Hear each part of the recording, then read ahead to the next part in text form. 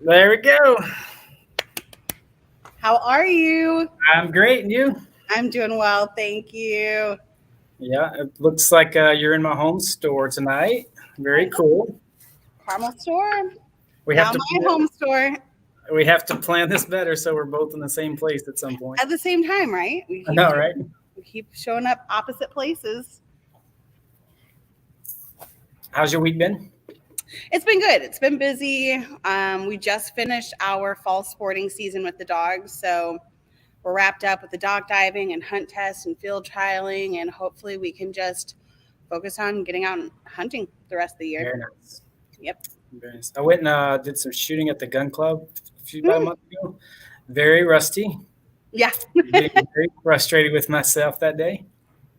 You know? Did you go with someone? You No, just go there by by yourself? myself that day. Yep. It's a good place to go by yourself. I mean, it's almost like I like how they have it like arcade style. So you can Yep. just, get your coins and go shoot. It was They actually do it dove was hunting out there. overdue. They always done that? It's like the past couple years, there's a young lady that does guided hunting there. Gotcha. Pretty cool stuff. All right, you ready to get started? Let's do it. Looks like we're about 2 minutes in, so I think people have had time to jump in. All right, so welcome everyone. My name is Ben Harris. I work for Orvis as a district manager in the Midwest region and some in the Northeast. I'll throw a little plug in there. I am coming to you live from Boston tonight. We are opening up a store in the Wellesley market in the suburbs of Boston in November. So if anybody's from Boston or in the area, we're super excited to get back into the market and look forward to seeing all of you guys real soon. I have with me Melinda tonight. Melinda, I'll let you do a little introduction about yourself. Yeah, thanks for having me. I always love getting to do these events. I'm Melinda. I am a professional dog trainer. I'm the owner and operator of Urban Uplander Pet Care here in Indianapolis, Indiana. I'm also one of Orvis's ambassadors, and I do a lot of dog stuff with the company. So I'm excited to be here and get to talk about one of my favorite dog training topics tonight. Same. This is take two for us, right? Absolutely, absolutely. About a year ago, right? I think it's almost a year to date. Yep, almost on the dot. Yep. Okay, so I'm gonna let you introduce our topic tonight. You're the star of the show. You're the expert. So I'm gonna let you introduce the topic, and then Well, you're kind. I'll drill you with some questions tonight. Absolutely. So as you mentioned, we did this before. Our first topic was preparing your home and yourself for bringing home a puppy that is living currently on the YouTube. You can find it if you go to our Instagram. There's a link to it, so you can go check that out. But tonight we are talking about what I would think is the next important thing when you have a puppy or to get you started on any kind of dog training, and that would be building a marker for your dog. So tonight we're going to talk about what is a marker, why it's important, how to establish one, and how to use it within your dog training. Very cool. Well, I'm excited to interview you. So if that's what we're going to talk tonight, Yeah. So let's kick it off. So tell us about what is marker training. So marker training, I think most people may be able to identify it, at least by terminology, as clicker training. I think that's familiar for a lot of people. And even with the familiar terminology, I think a lot of people are still a little bit confused on what that really means. So a marker or utilizing the clicker is just pinpointing the moment your dog does something that you enjoy. A lot of times in dog training, we spend an excessive amount of time hooping and hollering and discouraging behaviors and shouting no and trying to discourage the behaviors we don't like. And we're not talking about whether that's okay or not, but what we are going to talk about is how to also identify when your dog is doing something correctly. We need to be able to pinpoint to our dog, that was it. I liked seeing that, so we can reinforce it and see that behavior happen more and more over time. So a verbal marker is something that I like to use, and that is just simply saying yes. It's just a word, and that's where people use the clicker. The clicker is the same thing. It's just a noise that's nice and consistent to mark that moment your dog did something correctly. Gotcha. So why do you use marker training? Why should folks incorporate this? So, I mean, dogs don't inherently come understanding the English language, and if we want to communicate with them, we have to be able to signal when they're doing something correctly. So this is where we would load a marker, right? We want to be able to establish that the marker means something. So this is how we're going to be able to say, when our dog sits the way we want, we can mark that behavior. When our dog lies down the way we want, we can mark those behaviors. So essentially, we are just trying to build a line of communication with our dog. Gotcha. I'm going to pause. I forgot something. Yeah. So for those of you watching, out there, there's the comments, the chat box. If you have questions for Melinda tonight, you can throw them in. I'll keep riddling off. Let me talk a little bit more about it, and you can go do what you need to do. No. So for markers, again, I like to use the word yes. The way I tie this is by just having my dog in front of me. I say yes, wait, and then I deliver a reward. Yes, pause, deliver a reward. And we do this over and over and over. And what we're hoping to do is tie that yes to that food reward. So in the future, when they do something correctly and we say yes, that means that they know that a reinforcement is coming. So it's a conditioned reinforcement. So we are also working in the realm of positive reinforcement. And I know for a lot of people, the positive reinforcement thing, it's a little confusing. So I will back up real quick and talk about operant conditioning for a moment. If you're not familiar, Orvis does have an awesome Dog 101 series. And there is a little portion on there about operant conditioning. But to give you the breakdown, there are 4 quadrants of operant conditioning. The first couple quadrants are going to be positive reinforcement, positive punishment, negative reinforcement, and negative punishment. And in science, when we talk about positive and negative, we are talking about the addition or subtraction of something. I know a lot of people think that maybe we're talking about the way we talk or our outlook is positive, but what we're really talking about is adding something to make a behavior more likely to happen or less likely to happen. So that would be positive, adding something, negative, removing something. And then when it comes to reinforcement, this is anything that makes a behavior happen more and more. Punishment is anything that will decrease a behavior. So when we're working with creating a marker, we are working with positive reinforcement. So again, a marker is going to predict something happening, which hopefully will make a behavior happen more and more. So I may be off base here. I'm going to let you, if I am, or if you already covered this a little bit. So what would you say, what would be the advantages of using marker training over other types of training? So, the advantages are scientifically proven that it is going to help your dog make a neurological connection between behavior and ask a lot faster. This is how we are able to signify to our dog anything. It's the first thing I teach. So if our dogs are just hanging around the house and we're not asking them to do anything, but let's say Fido is laying really nicely in his bed across the room, I can say yes and let that dog know that that is exactly what you want to be doing. So it can be used for anything, not just actually teaching a behavior, but marking any and every behavior that we enjoy out of our dog. Gotcha. And we'll let the viewers know you're going to do a little demo at some point, right? Yeah, we will do a demo, and I'm going to show you guys how to do it and the different reinforcers that you can use, and how to start with a food reinforcer, where you may have to go in terms of the tier of food reinforcement and the different environments that you may have to switch these things into. And I see, yes, clicker training, just like they did in Jurassic Park. I don't recommend going out and trying this with a dinosaur, but it's the same thing. Again, Chris Pratt's character in the movie is communicating with Blue. When she does something correctly, she marks and reinforces that with a goat or whatever that reinforcement for those raptors may be. But yeah. Very cool. So fun fact about that movie with Chris Pratt, he's wearing an Orvis shirt in that movie. Nuh-uh. Yep. That's awesome. Yep. Okay. Somebody called that out a long time ago. I can't remember where I saw it, but yep. There's Jasper. Look at there. Jasper's in the background. Very nice. Absolutely. So again, when it comes to marker training, the big thing that we're trying to do here is create a conditioned marker. So anytime we are anywhere with our dog, we can have a way to communicate with them that they're doing something we enjoy. Again, we do, a lot of the no, and so in those moments we're communicating to our dog, hey, I didn't like that. I don't want to see that again. But as much as we do that, we have to be able to identify when our dogs are doing the things we enjoy, because reinforcement is what increases behavior. So if we want to see anything happen more and more, reinforce it, and that's going to increase the likelihood of seeing those behaviors. So you mentioned the word yes. So there, is that the preferred marker word or So the marker word, it's person dependent, right? The Yep. guidelines that you're going to want to have when you pick a marker word is something that you're not going to accidentally say too much in conversation. You can say the word yes in conversation, but when I use it with my dogs, I pick a particular pitch that I say it at, a particular tone, and I say it that way every time. I want that consistent tone, and that's why a lot of people do use clickers, is because the clicker is going to give the same tone every time. I have one on my pocket so you can hear. So if you were to say yes, and not being mindful of it, you could say yes, yes, yes, yes. Yeah, there's so many different ways to say it, but a clicker,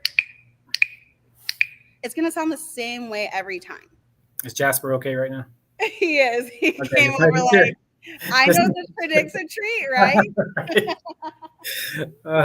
Like he's even going to his placement stand like, look at it. What are you doing? So again, and when we first start working with dogs, a lot of people do use food reinforcement in their training. Maybe their dog sits and they go ahead and give them a treat. Unfortunately, a treat's a great thing no matter what, but a lot of times dogs don't understand why they're getting that treat. Timing is so important. You have to be able to deliver that right away so you can time exactly the behavior that you're reinforcing. But when you can make a good marker, you can be across the room and mark that moment, giving you time to get that reinforcement to your dog. Yeah, you touched on a little bit there. So why food reinforcement?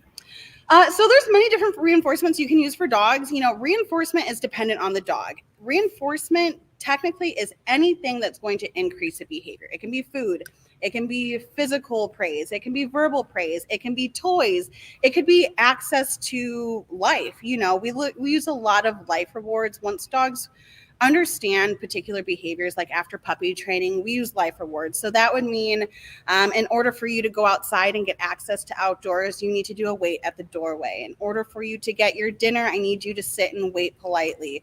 In order to come out your crate, I have you whoa and show me that steady behavior. So all these things that they want access to can be reinforcement. It's just dependent on the dog. And when we use food to start out, it's just because it's typically universally the thing that gets a lot of dogs interested. We all like food though, right? Jasper. Oh yeah, we all love food. Let's go.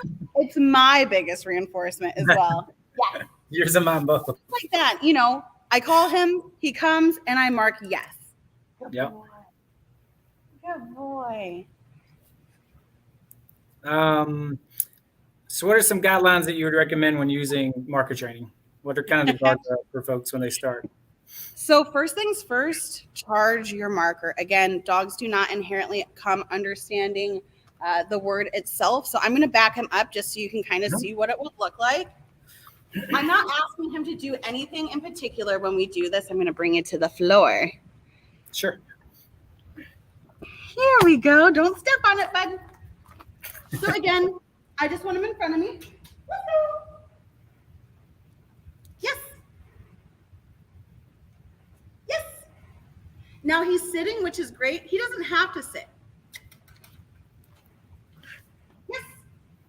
But I'm saying yes, pause, treat. Yes. Yes. And that's how you would start loading a marker, right? We're going to charge the marker by first saying it to him and giving him that food reward. That's what's going to start letting him know that, oh, every time she says yes, there's a payment that comes with that, right? And then so the next thing I would do after my dog completely understands, and you can do different things to see if they understand, like say yes, and see if they stop and turn and look at you. Say yes, and do they lick their lips? Do they flinch their ears? Do they flash their eyes at you? There's typically little indicators that let you know, okay, my dog's starting to understand that this word is predicting food payment. From there, I would make sure that you do it in every environment. Like anything else you train your dog, do it in every environment, mainly because it's going to be a great mental workout for your dog. Anytime you switch environments or Whether you're in the same environment and you want to start doing something new with your dog, start by, he's trying to steal my cheese over here. Start by doing your yes. Load your marker, and load your marker. Because even if you think your dog understands it, it's just a great way to get them stretching before you actually start asking them to work for you. Yes. And again, I'm not asking him to do anything, but he's sitting next to me quietly, patiently, just engaged with me. So I'm going to mark and reinforce that. Yes. Because again, anything that I mark and reinforce, I'm more likely to see happen more and more and more. Right. Yes. And the next guideline, timing is everything. When you are marking a behavior, you have 1 second to mark that behavior before you miss the moment. Anything else that's happening when you use that marker, you're now marking that behavior. So you have to be very conscientious about when you are saying that marker and getting that food delivered to them. Other than that, be consistent, do it every time. Don't switch your marker word. Whatever you pick, stick with it. Again, I like to use yes, but I have some people that use good, nice. There are some deaf dogs where people just use a thumbs up. So their dog has a hand signal that works as a marker. And again, you can use the clicker. You load the clicker the same way. Click, food. Click, food. And that's how we're going to start tying value to that clicker. So literally a 1 second pause is what you're saying in between. 1 second pause. I just don't do it like at the same time. It's just. Yep. So yes. Well, I'm just Good throwing dog. stuff at you. Sorry. Do you always use treats, or do you sometimes use like kibble or some of their dog food? Or So when I start out with dogs, I start with kibble, especially for puppies. They're young, their GI tracts are very new. They're probably, when you first get a puppy, they are freshly, weaned from mom. So using the kibble that they're used to or trying to get used to is a great way to start. It also allows you to not run through too many valued treats too fast. It's hard when you start out with like a piece of cheese and then all of a sudden this cheese doesn't become a motivator. And next thing you know, you're having to use, fillets to reward your dogs. So, you start out on a lower tier of food. So as time goes on, maybe your dog starts to show disinterest in that kibble as a reinforcer. You can move to a training treat. Once they start to show a little bit, yes. Once they start to show a little bit of disinterest in the training treat, you can move to a little piece of cheese. And then from there, a piece of chicken, and keep kind of working your way up. And also being mindful of the environment that you're working in, right? The highest motivator in any environment, yes, is what's going to win your dog's attention. So you want to make sure that you pick something that's going to be able to motivate your dog depending on where you're working and what distractions may be in that environment. Gotcha. Jasper, let's go. Yes. So going back just a little bit, so what age would you recommend, or would you say? Immediately, this is the first thing I love to do with dogs. And you get a lot of people that say, when you first get a puppy, especially from a breeder, they say, give your puppy time to decompress. You don't have to worry about doing too much training too early. And that is so true to an extent. But teaching your dog a marker, if you do that and nothing else, you're going to see amazing things from your dog. Potty training. Anytime your dog potties outside, yes, you can mark and reinforce that behavior, reinforcing the fact that they're going potty outside, right? Anytime they go in their crate naturally, yes, give them food. And again, we're not asking for these behaviors from the puppies. We are just watching our puppies. Yeah. And we're seeing what they are naturally doing that we enjoy, and we're marking and reinforcing that, right? So a young puppy, for Jasper, when he, how far away can I go? Oh, I can't get too far away. But for him as a puppy, the first thing we did is we worked with that yes, right? And then we worked on engagement. So anytime I'm just, with puppy and he comes and sits in front of me, yes, and reward, right? I'm teaching my dog that being in my space is a good thing. I can mark and reinforce that. When he lays calmly and doesn't attack on the other dogs and do all that puppy stuff, yes, and I can reinforce that, right? So good boy. He's pulling all the stops out right now. What can I do to get a yes? I hope you have a lot of treats there, Melinda. Oh, I brought all of them. And if not, I'm sure there's plenty behind you in the dog department there. There are so many behind me. But to that point, you mentioned treats. And again, we start with food. I think he already found his food and took it from me. And hit it somewhere. But again, that's the first thing that we would work with. Once they are kind of, with that, these are training treats. So you can find them in different brands and everything like that. But they are like these little tiny ones that also, they're soft, so they break apart nicely, and you can break them into more treats and be able to get more fill out of them. When it comes to recall, I think that's a big thing that a lot of people have questions on is how to get a good recall. And especially with having bird dogs, how do you get your bird dog to recall off a quail for milk-bone? I think that's what a lot of people think is going on. But again, with utilizing a good marker like yes, we are creating a reinforcement history. So this isn't a bribery thing. This isn't a, hey, sit and eat it. He just did. He's drooling right here. We're not, dangling the carrot in front of them and saying, hey, if you do this, what we're doing is every time it happens, we're reinforcing, and we're making sure that reinforcement matches our ask. So in the field, when I first start teaching Jasper or Shug or another dog on birds how to recall, we don't do training treats. We don't do milk bone. We don't do kibble, right? We need to pick something better. And that's where sardines come to play.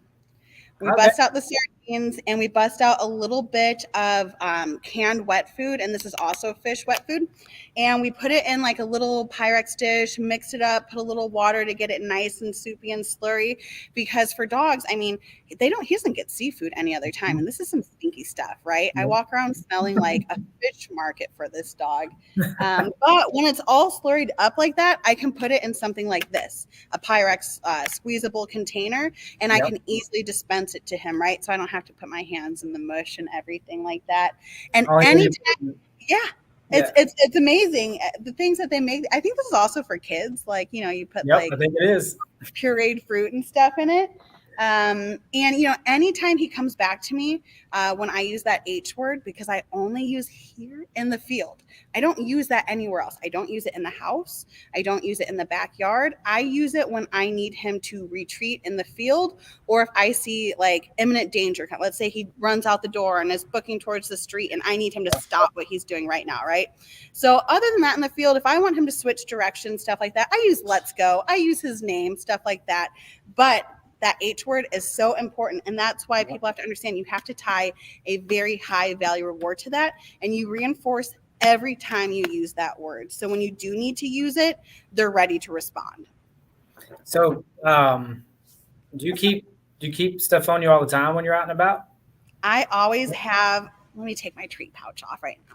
I always have my treat pouch on me, and I recommend to all my clients, get one, keep it on you, because training moments are always happening. So again, why yes and markers are important is when we switch environments and we go other places, we can train in our household all day. We can get sit down, let's go, his name, all that good stuff. But when we switch environments, there's going to be new distractions and new obstacles that we have to face. And we have to be able to communicate in those moments if they're doing something correctly. And if we don't have that food reinforcement, we're not paying for the behaviors that we're requesting. So I always have my treat pouch on me. This is actually one of the Orvis Dove shooting belts. And I just took one of the attachments off and I keep my treats in here. The other attachments are great because I can keep bumpers on me. I can keep squeaky toys. Again, anything that is reinforcing to a dog, you can utilize. Let's say he's distracted by a pretty female dog walking down the trail. I can, squeak, squeak, get him to come my way. Yes, reinforce, right? Good boy. Every time. He's getting rewarded tonight, isn't he? He's just drooling over here like that. You're just saying yes for no reason all night. But yeah, and that's why it's important, always keep treats on you. So when these training moments happen, you can work through them because they're just like kids, right? If we're not prepared to be an influence on them, they're learning no matter what, right? We don't get to have kids and say, oh, well, we're driving, I'm not parenting right now, so they're not going to hear what I'm saying. No, they're still listening, right? And still gaining information. Dogs are the same way. If we're not reinforcing them, they're reinforcing themselves, right? So let's say Fido doesn't have the best recall. He's running around the field. We're saying here, and he's not listening. Well, he's conditioning himself, right? He's giving himself the reinforcement to run free. He knows he doesn't have to come back. And that's very, very reinforcing to a dog. So always having your training treats on you. My husband will tell you all day, I have so many kibble and hot dog pieces that go through the washer. But it's just how it is if we want to mark and reinforce behavior. For sure. You mentioned toys, like, right? Having a bumper. Yeah, having a bumper. I'm going to move you back to the floor. So Jasper is one of my few dogs that actually enjoys toy rewards. So we'll look the same way. Jasper? Yes! Yeah. Yeah. Yeah. I'm going to let him tug. Yes! Yeah. Yeah. Yeah. Good boy. Good. Yes! Yeah. Yeah. So you can use anything that your dog finds reinforcing, right? Now, is every dog going to want to be reinforced with a bumper or a tennis ball or a tug toy? No, but not every dog's going to be reinforced with a piece of kibble. So when it comes to, he's doing a victory lap with his toy around the store. When it comes to reinforcing your dog, listen to your dog. You can't just say, oh, it's a hot dog. This is high value reward. Because if your dog doesn't find that motivating, it means nothing. Right. What you got? But other than that, it's just one of those things where, we have to just be aware of the fact that, I joke that there's just some things that we do as pet owners that are like ticks at this point. They're just, after having dogs for so long, they're ingrained. No, and it's fine. It's fine. I'm not, I do it. I try to be very conscientious of when I'm doing it. But as much as I do accidentally slip, I have to be able to say, yes, you're doing something I enjoy. Like right now, he's at a store that he's not typically in. This is a wonderful time to mark and reinforce a dog, right? These behaviors transfer into other environments and other environments that they happen, and we still mark and reinforce because that's how we proof behavior. That's how we get the idea of proofing is getting a behavior 100% down in every and all environment so your dog has an absolute understanding of what you're asking.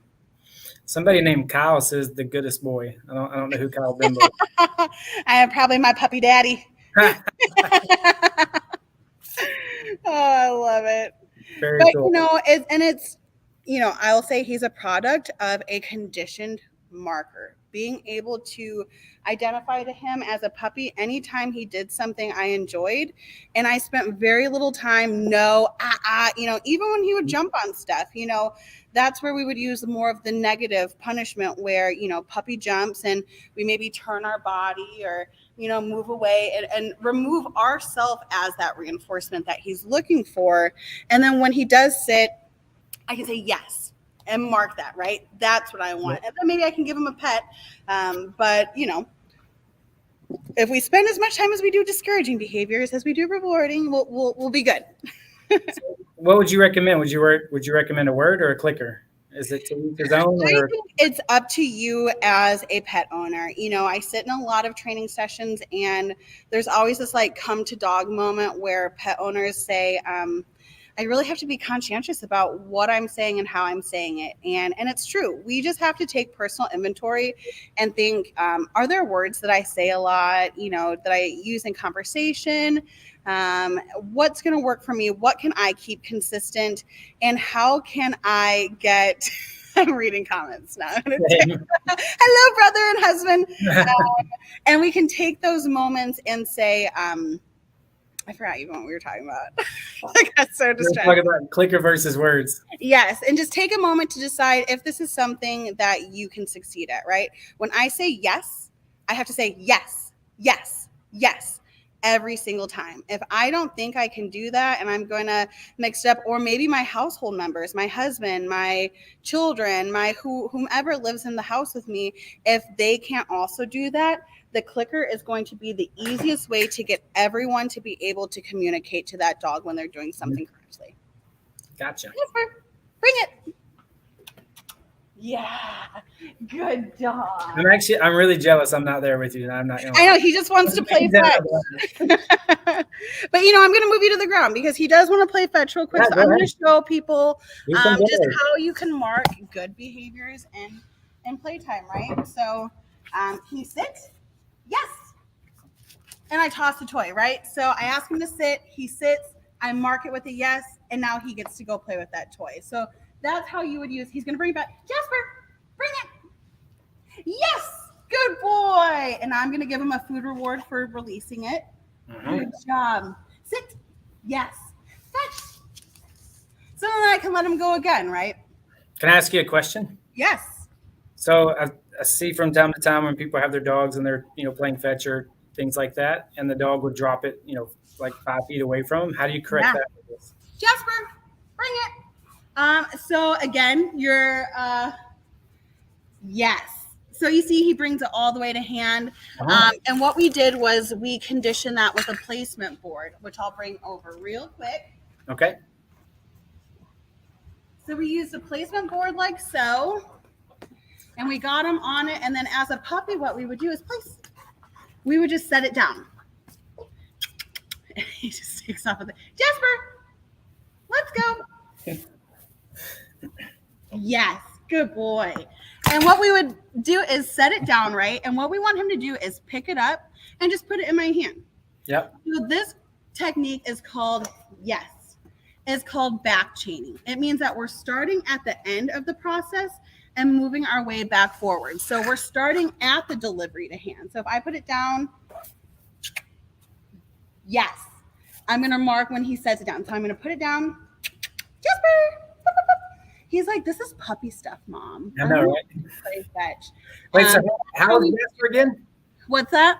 How old is Jasper again? He's 8 months old. Yes, good boy. Now you notice that he does walk away with it, right? And I'm not or anything like that. I'm giving him a moment, right?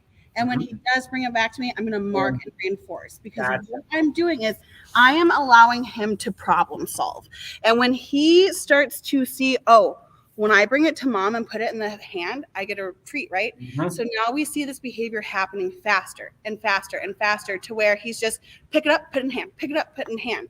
And that happens by focusing on reinforcement and not punishment. So it's not that you can't punish, but you can really stop your progress if you were to correct him in that moment, because again, it's a learning dog, right? We can't just correct when our dog doesn't know what we're correcting in the first place, right?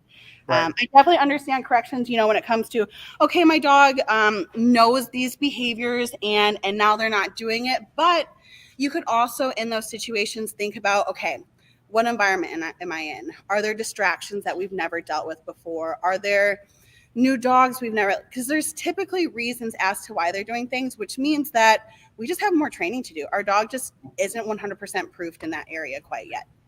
Gotcha. Okay, so Jasper is, let's say 8 months, right? 8 months. He's a baby. Roughly how long, like as you started training him when he was little, how long did you spend, doing marker training with him? So I would say every day, at least 3 times a day. And I would just do it 15 to 20 times. And that's all we would do, right? I wasn't asking him to sit to mark. I wasn't asking him to down. I'm just saying yes and giving him reinforcement. Now, I'm also making sure that when I am marking and rewarding, that I'm not marking poor behavior, right? I'm not marking him jumping on me. I'm not marking him biting on my arm or anything like that. I'm making sure that I am saying my yes when he's doing just anything but being a naughty puppy. Gotcha. Yeah, but it's the wonderful first step of having a puppy. If you can communicate to your dog when they are doing something you enjoy, it makes everything so much easier. I mean, people say all the time, well, my dog wants to please, but an easy way to help your dog is to just be able to tell them, hey, what you're doing is pleasing me right now, by saying yes or marking it with a clicker. Let's go. Yes, good boy. Yeah, it was very cool. We had a field trial a couple weeks ago and then a hunt test the other weekend. And, we had some rainy conditions one weekend and some really hot conditions the other weekend. So bird finding can be hard during those events. But the best part for me personally, as a positive reinforcement trainer, somebody who doesn't use a lot of e-collars and stuff in their training, just because I don't use them doesn't mean I'm against them. Just to put that out there. But having judges say, wow, that dog has a great recall and listens in the field is just, it's my victory for these events for sure. Gotcha. Um, okay, so I've had shelter dogs in my life, right? Sometimes that can be tough. Yeah. They come from some of them have been there for long periods of time. So how would you recommend using marker trainer for like if somebody adopts a dog from a local shelter? Um, Dive into that a little bit for me. I would do it the same way I would do a puppy. When it comes to shelter dogs, before my setters, we have all rescues, and we'll definitely continue to rescue in the future. On like every dog we buy, we'll just rescue a couple. But I start them all out the same way I would start a puppy. First thing I do is focus on classical conditioning for rescue dogs. Oftentimes, when it comes to these dogs that have been in situations that we really don't know about a lot of the time, we don't get a lot of background. It's very important that we communicate that we're good, right? We're good. People are good. Other dogs are good. Our household is good. And we can do that by building association, which is just, every time the dog comes to me, I'm giving a treat, right? I'm not using that marker word necessarily because we haven't instilled that, but I am making sure that I do not correct a shelter dog. I do not punish a shelter dog. I don't know what they've been through before. So I would literally just start with reinforcing every time they come to my general area. Once a dog gets comfortable with you, and this is, to say maybe they're a nervous dog, something like Right. that. Then at that point, you can start using your yes. You can start tying a marker word for this rescue dog. And again, don't ask it for much. It doesn't know much. It's just about marking to that dog when they're doing something that you enjoy. And for a rescue dog, I would say, a puppy's going to benefit from it no matter what, because this is how you're going to set a puppy up for the future, right? But Right. this is refreshing for a shelter dog. Like, I'm not getting corrected and punished every time I hump the chair or chew on something. I can actually just enjoy being around it. And so that's Jasper. Let's go. He's trying to rob you guys right now. He's at the register over there. Jasper. Hi. Did you forget where I was? Yeah, you can start with just reinforcing, right? Human equal good. That's what classical conditioning is. It's just building association. This equals that. Whereas the operant conditioning we were talking about before is based off consequence. So punishment, reinforcement. Classical conditioning is just this equals that. So it's the same reason why, you go to put on your shoes in the morning and your dog comes running like, oh, we're obviously going for a walk. You got your shoes on. That means that to a dog. So for rescue dogs, it's very important that we communicate to them that we equal good. So just reinforcing them anytime they come in our area, taking it slow with them.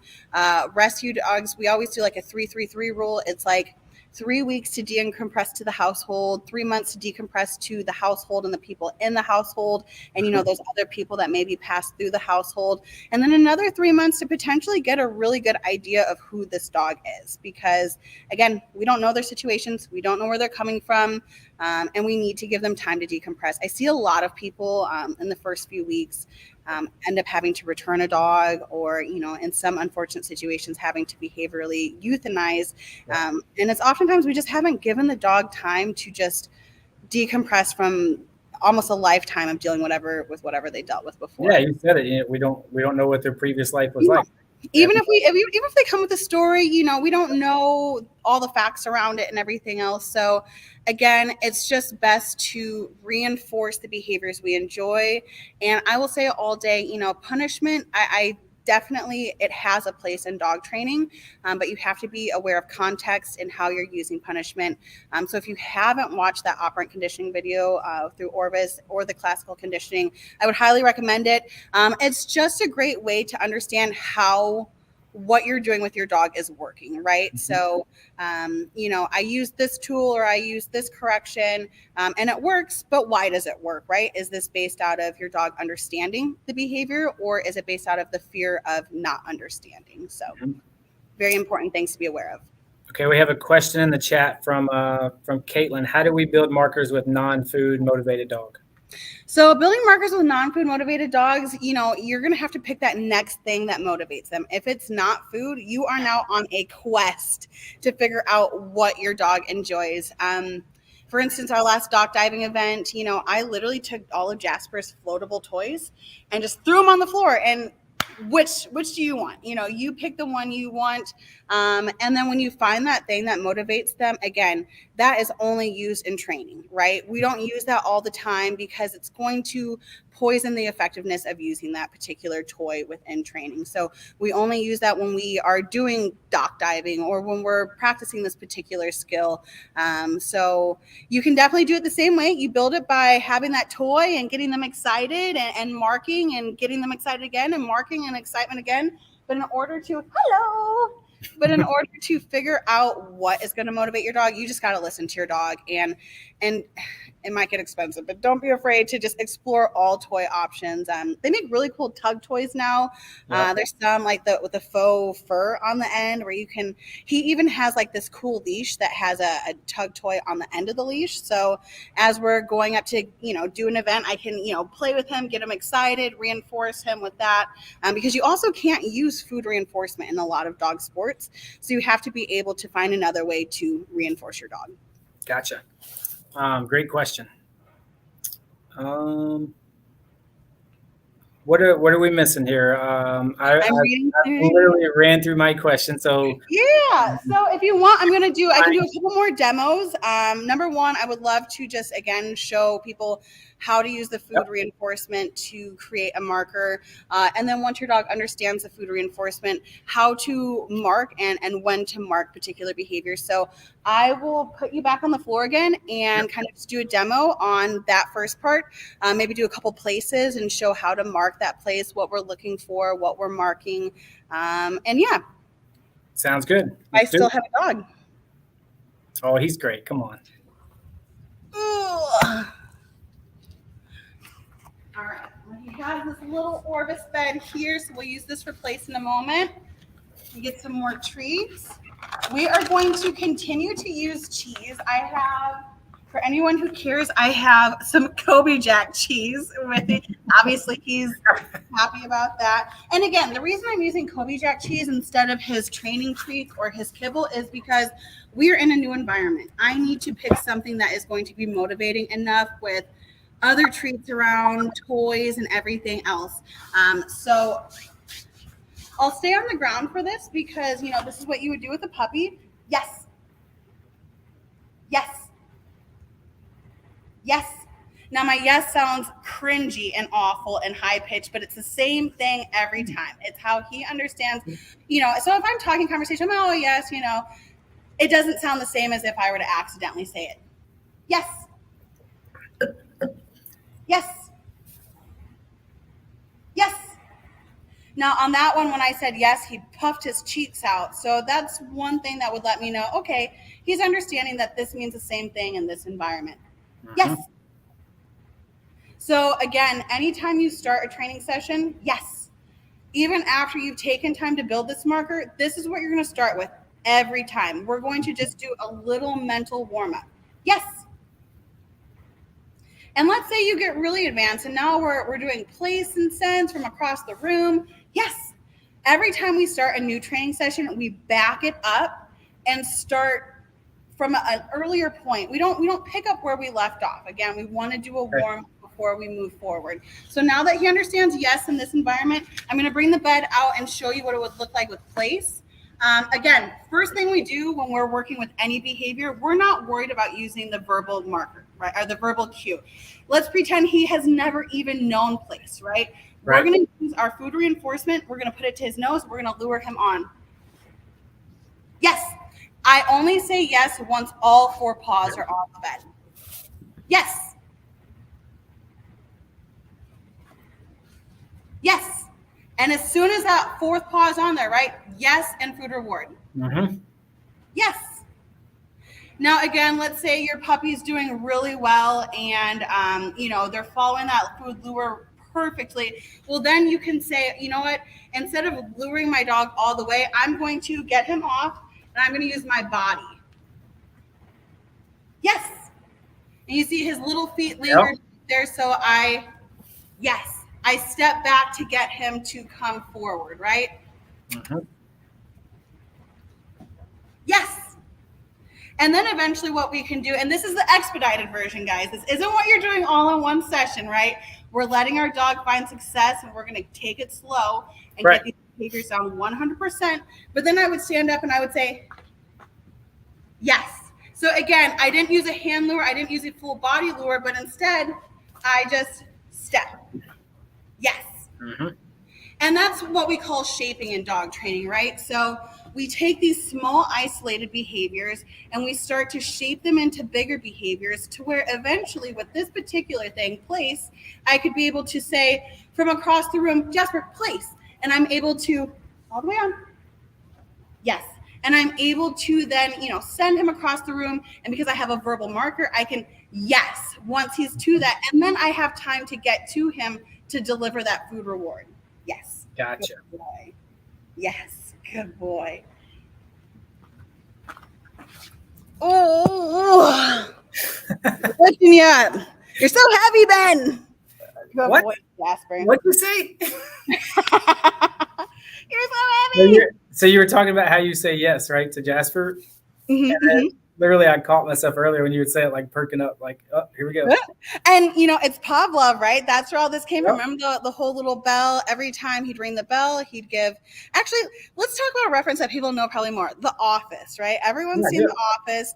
Everyone remembers Jim turning on his computer and that chime, and he would hand Dwight an Altoid, right? And then by the last time he turned on the computer, Dwight had his hand out ready for that Altoid. Mm-hmm. It is the same exact principle that we're working. Great reference. Great reference. Absolutely, right? And it does work. It works, And again, you find something that's motivating for your dog, but food seems to be the quickest way to make a good neurological connection between marker and behavior. And yeah, so you can tell he's just sniffing all over the bed now, like, can I get more treats? But again, from there, what we would do is we're just marking behavior. Again, I'm not asking him to place. I'm just, anytime all four of those paws are on the bed, I mark and give a food reward. Now, eventually what I can do is, just as an expedited, just because place is such an easy one to work with. So now eventually what I'll do is when we get to that point, I will say it at the same time that I lure him. I need another treat for you, buddy.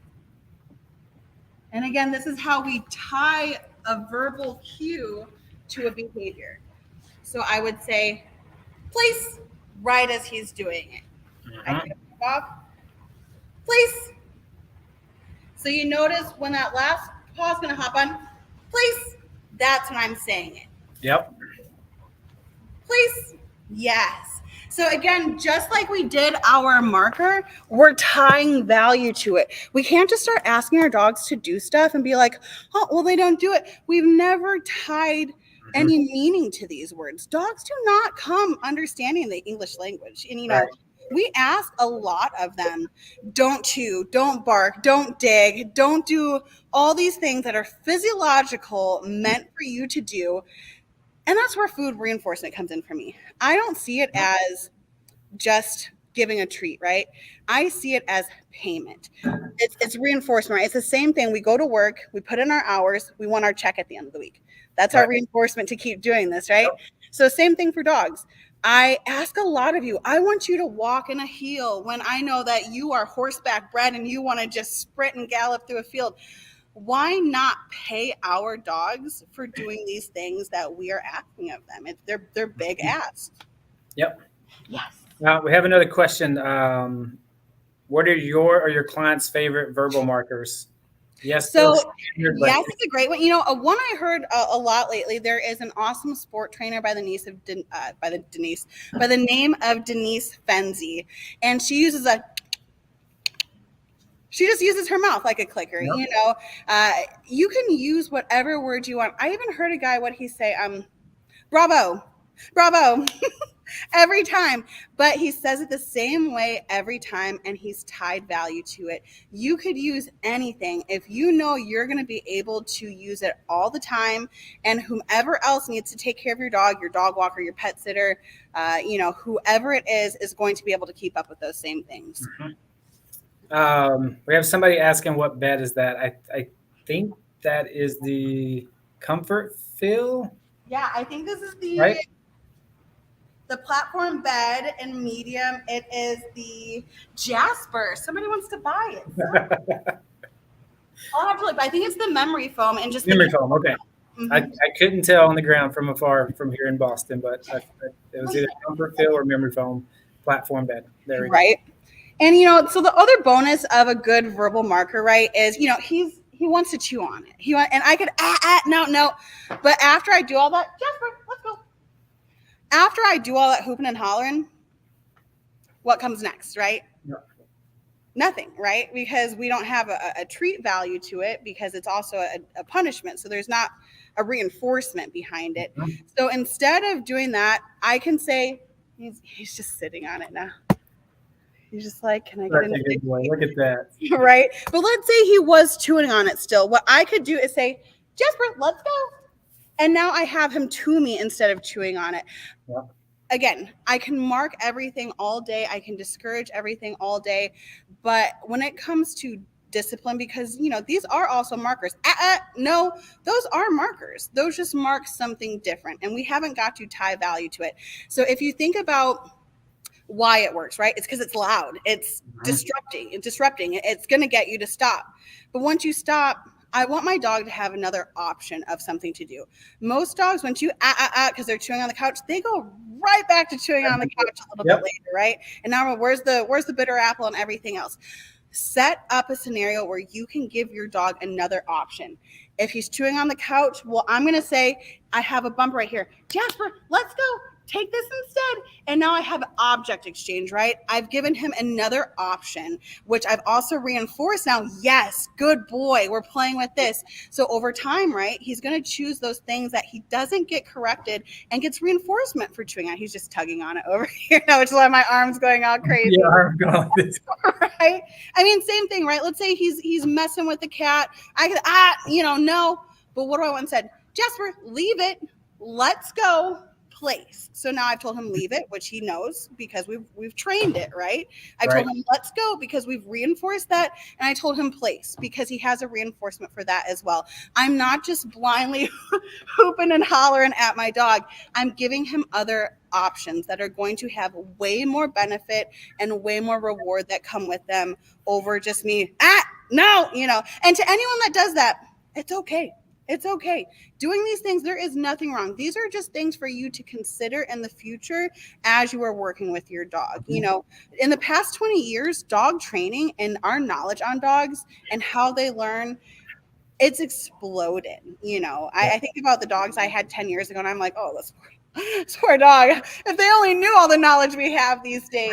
But it's just, we take new information, we process it, we do more digging. You can email me, you can text me, you can call me, and we can, give you the case studies on these things, give you the scientific information and evidence and peer-based knowledge that is out there to correlate these findings. Okay, so we have like 8 minutes left. So where can they find you again?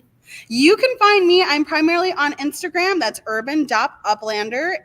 A lot of our stuff is just right on the Orvis website. If you go to orvis.com, go to the experience area, go down to dog, you're going to see some awesome training content from us. We have 10 videos there right now. And over the next couple of years, we will be producing more.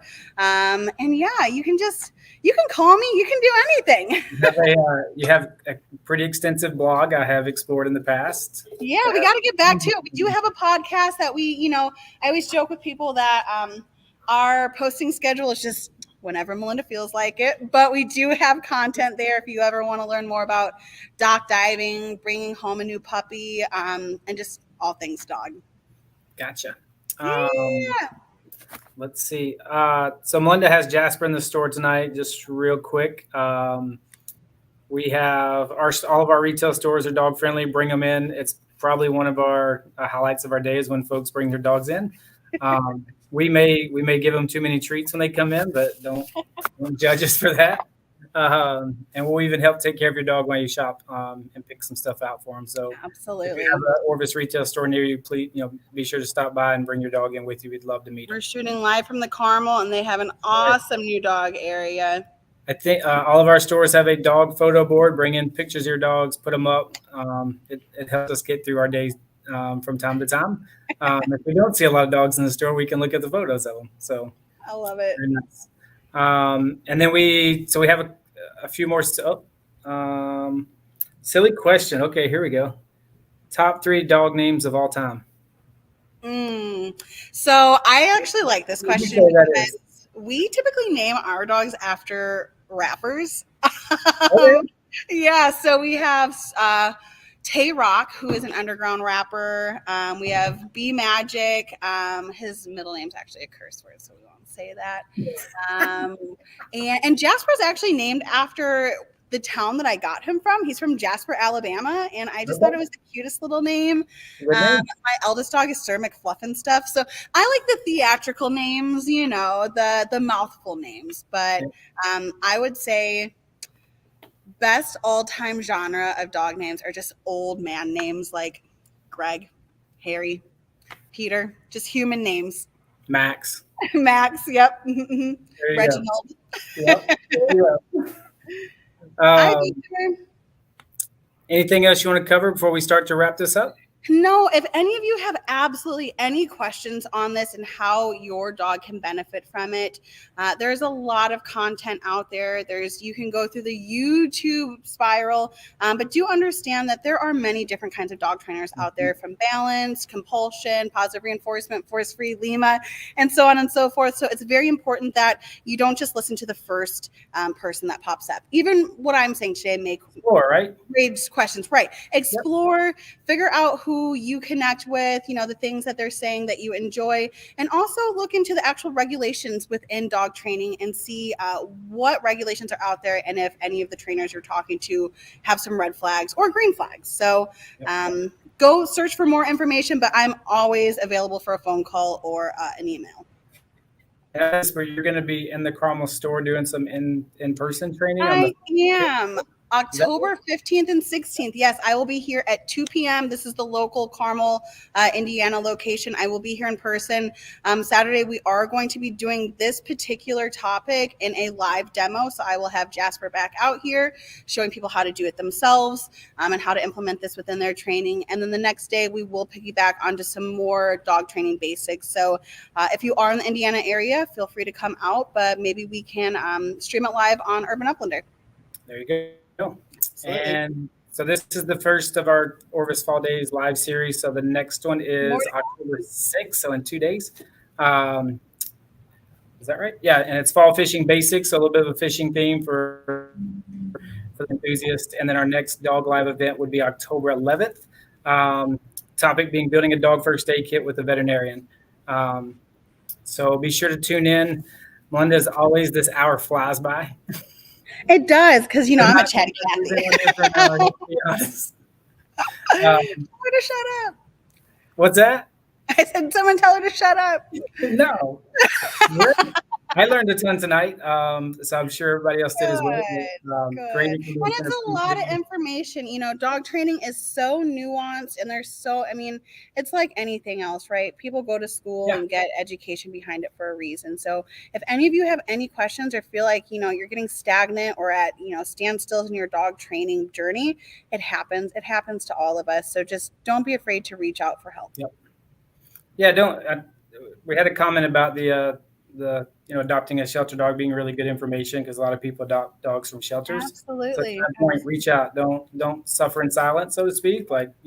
Need help, reach out to some folks like Melinda and get some. And if you're thinking about rescuing or purchasing, you can do this step before you even get a dog, right? Meet with a local professional, learn about how to build markers, how to do proper socialization. That's something we'll talk about that Sunday, how to properly socialize your dog, because there are very right ways and there are very wrong ways.